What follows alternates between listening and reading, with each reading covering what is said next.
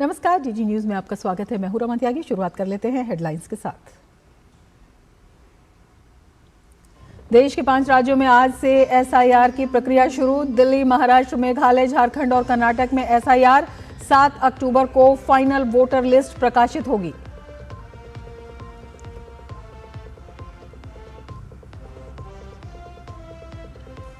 केंद्रीय गृह एवं सहकारिता मंत्री अमित शाह ने दिल्ली में एफसीआई 2.0 पोर्टल और ईओसीआई प्रणाली का किया शुभारंभ। कर्तव्य भवन में आयोजित कार्यक्रम के दौरान दोनों पोर्टल का शुभारंभ किया गया।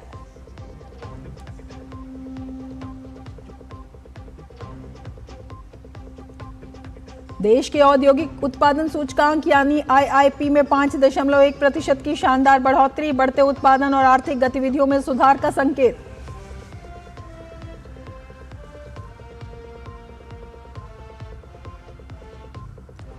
असम के 7 जिलों में बाढ़ से हालात गंभीर। 45,000 से ज्यादा लोग प्रभावित। केंद्र और राज्य सरकार ने तेज किया राहत अभियान।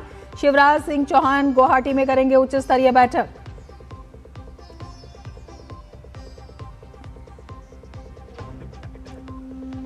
और वस्तु एवं सेवा कर अपीलीय न्यायाधिकरण में अपील की अंतिम तिथि 31 जुलाई तक बढ़ी। 15 दिनों में ही 30,000 अपीलें दाखिल। ज्यादा अपील के कारण बढ़ाई गई समय सीमा।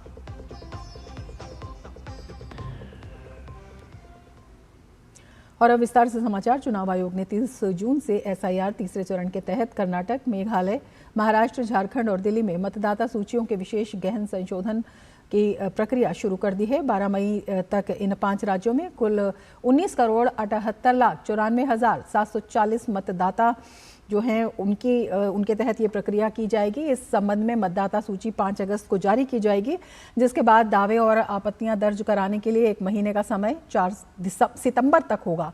सभी दावों और आपत्तियों के निपटारे के बाद 7 अक्टूबर को अंतिम मतदाता सूची प्रकाशित की जाएगी।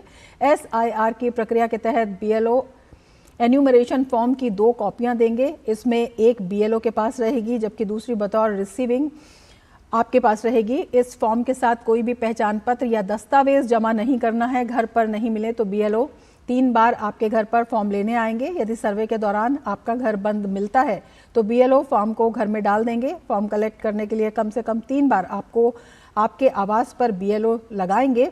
30 जून से 29 जुलाई तक बीएलओ घर घर जाकर जानकारी जुटाएंगे। 5 अगस्त को 5 राज्यों में पहली वोटर लिस्ट जारी की जाएगी। कोई भी मतदाता 5 अगस्त से 4 सितंबर तक अपना नाम जोड़ने और सुधार करने का काम कर सकता है। चुनाव आयोग 5 अगस्त से 3 अक्टूबर के बीच नोटिस और शिकायतों की जांच करेगा। 7 अक्टूबर को अंतिम वोटर लिस्ट जारी की जाएगी।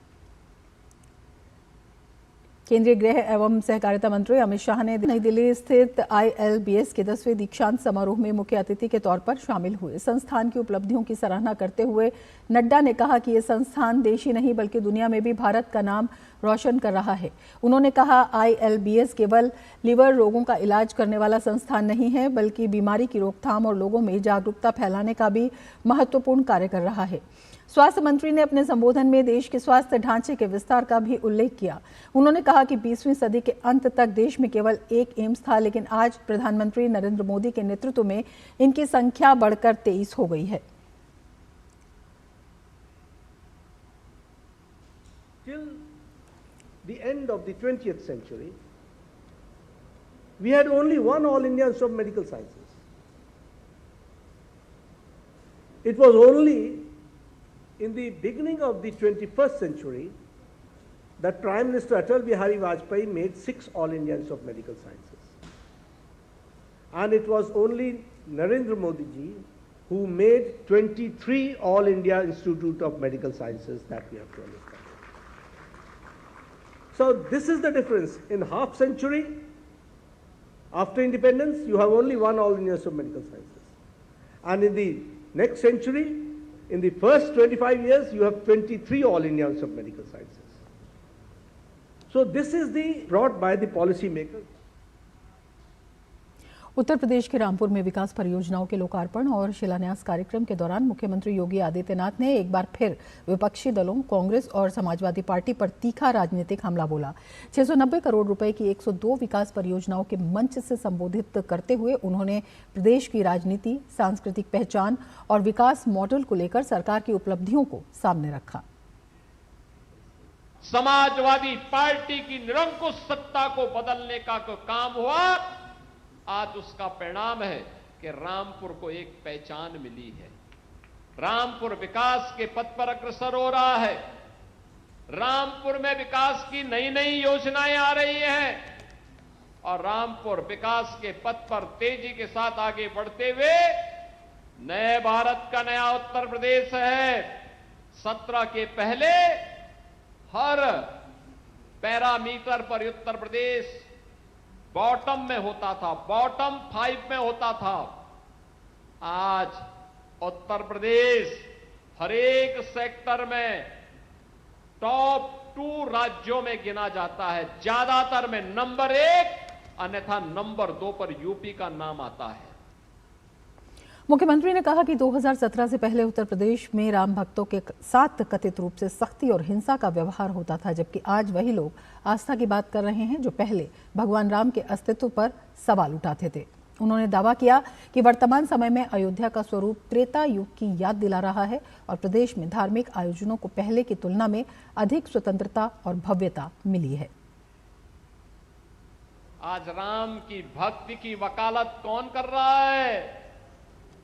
आज भगवान राम की भक्ति की दुहाई कौन दे रहा है?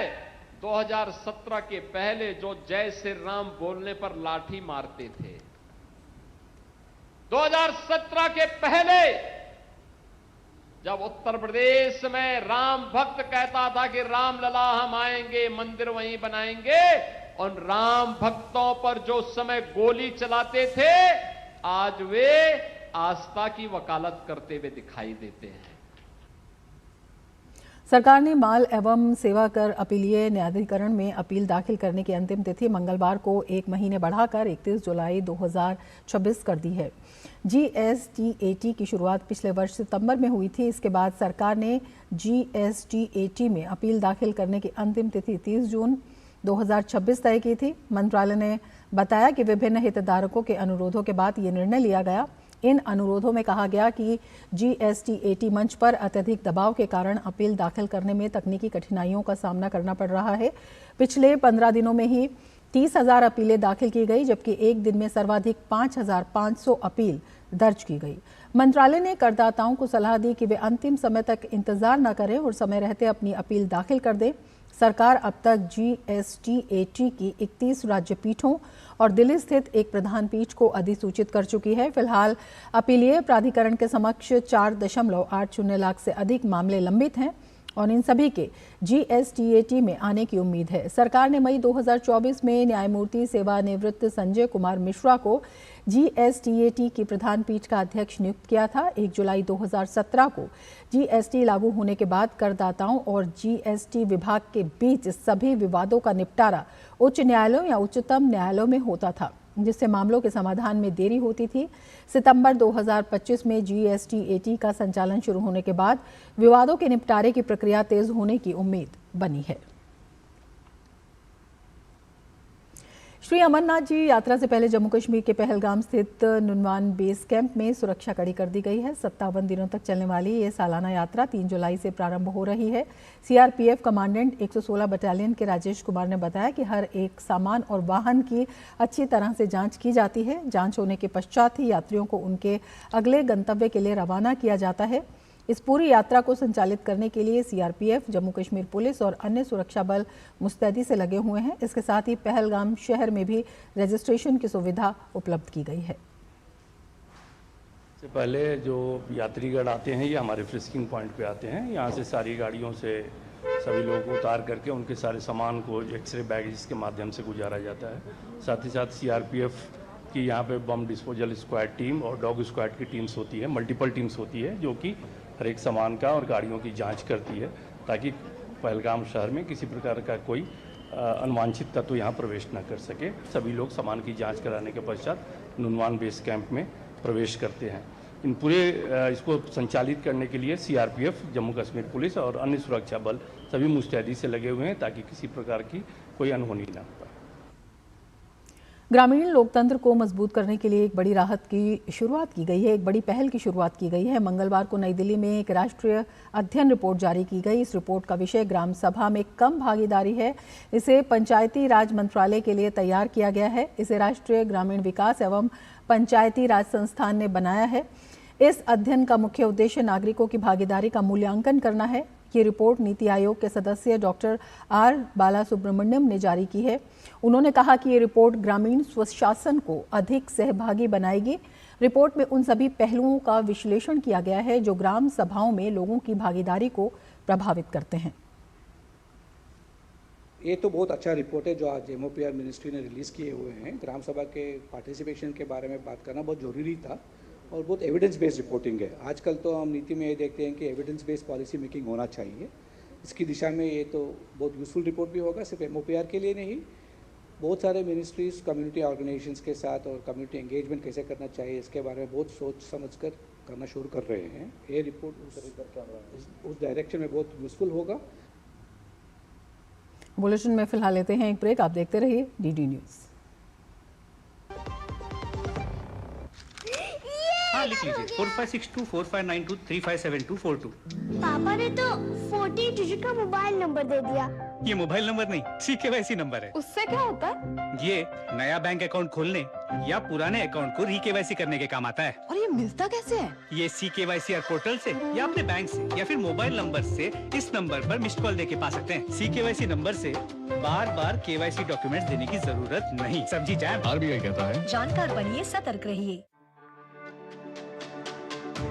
मेरी पसंद, मेरी पसंद,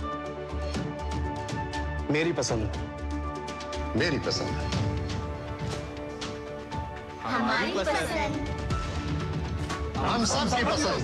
मजबूत देश का मजबूत सरिया हो गया स्टील।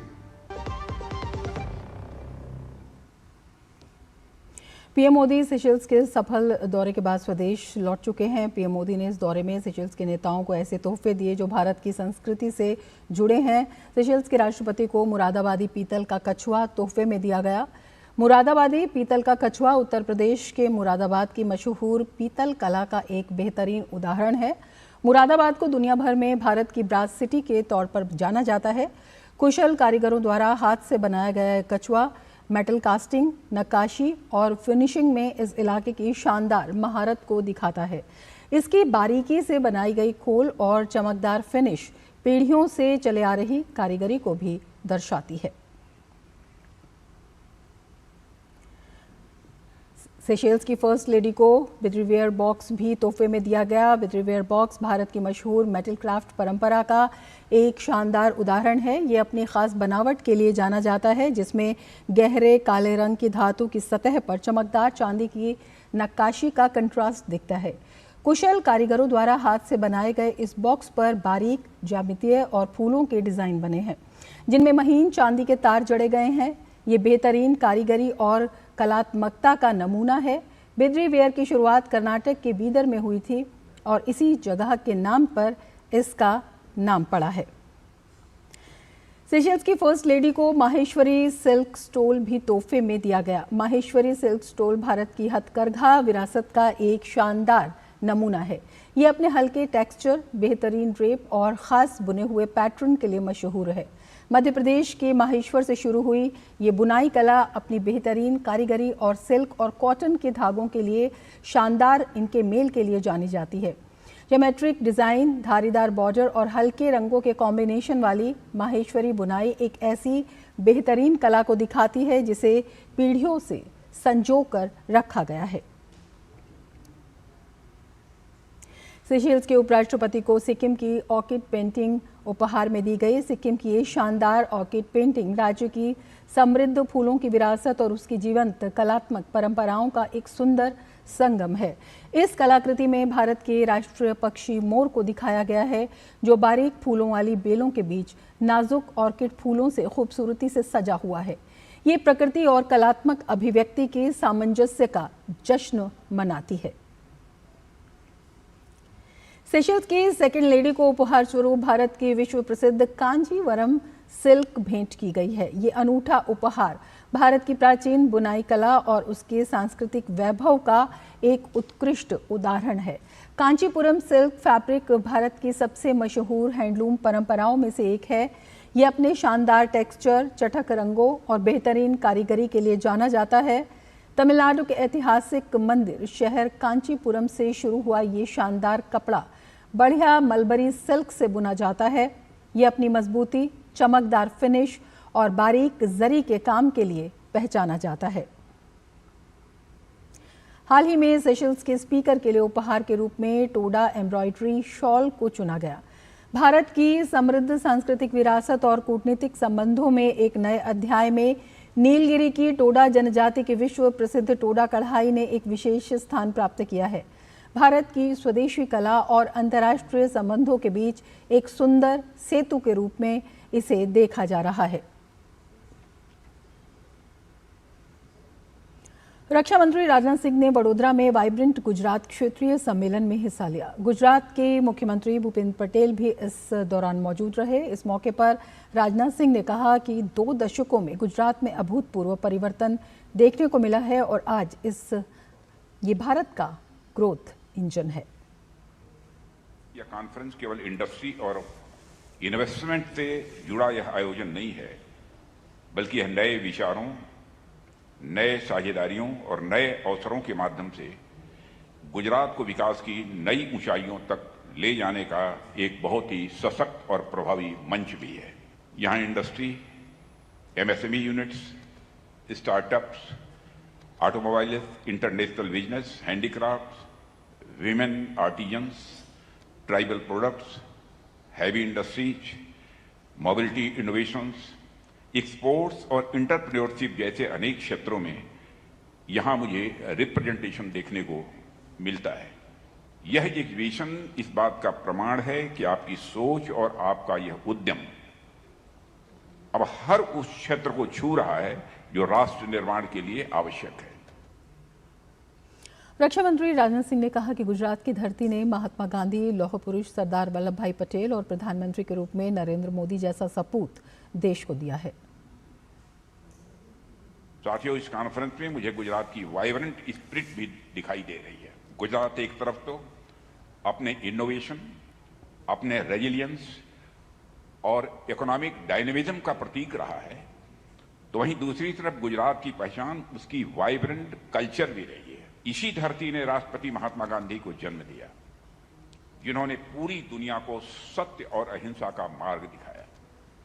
इस धरती ने ही भारत को सरदार वल्लभ भाई पटेल जैसा लौह पुरुष दिया, जिन्होंने बिखरे हुए भारत को एक सूत्र में पिरोकर एक मजबूत राष्ट्र की नींव भी रखी।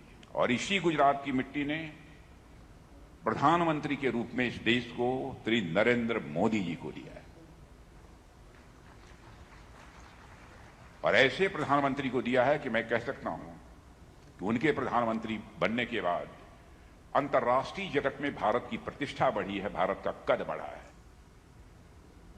उबर ने राइडर्स और ड्राइवर्स की सुरक्षा बढ़ाने के लिए नए सुरक्षा फीचर्स पेश किए हैं। केंद्रीय सड़क परिवहन और राजमार्ग मंत्री नितिन गडकरी ने इस पहल की तारीफ करते हुए कहा कि सड़क सुरक्षा को बढ़ावा देने में प्रौद्योगिकी महत्वपूर्ण भूमिका निभा सकती है। गडकरी ने कहा कि यातायात नियमों का पालन करना, सीट बेल्ट और हेलमेट पहनना भले ही सामान्य बात लगे, लेकिन सड़क दुर्घटनाओं में होने वाली मौत को कम करने में इनकी अहम भूमिका है। गडकरी ने सड़क सुरक्षा अभियान में मंत्रालय के साथ उबर की साझेदारी, सुरक्षित सड़क व्यवहार और आपातकालीन सहायता को मजबूत करने वाली नई तकनीकी पहल की सराहना की।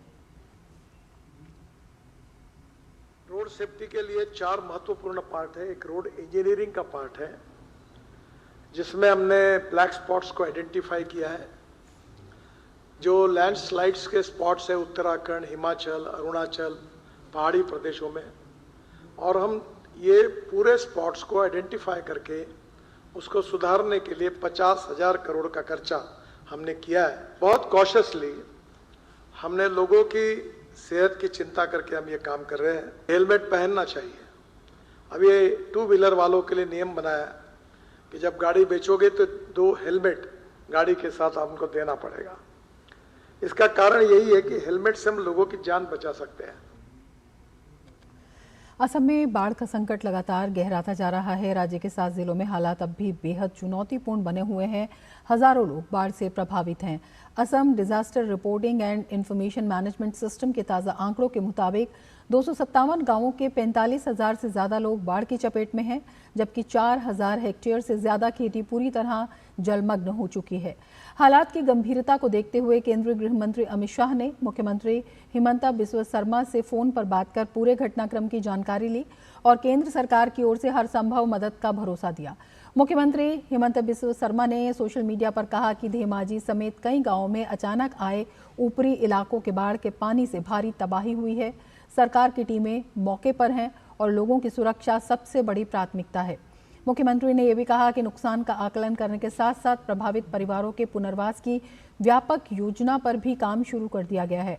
उधर एनडीआरएफ और एसडीआरएफ की टीमें लगातार राहत और बचाव अभियान चला रही हैं, जबकि बाढ़ और कटाव से सड़कें, पुल और दूसरी जरूरी सार्वजनिक सुविधाएं भी बुरी तरह से प्रभावित हुई हैं।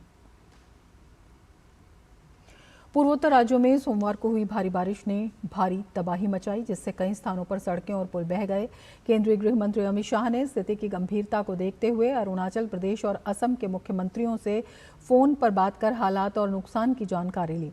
अरुणाचल प्रदेश के कम से कम 12 जिलों में जनजीवन प्रभावित हुआ है, जबकि असम राज्य आपदा प्रबंधन प्राधिकरण के अनुसार धेमाजी जिले के 4 राजस्व मंडलों के 69 गांवों में करीब 16,000 लोग बाढ़ से प्रभावित हुए हैं।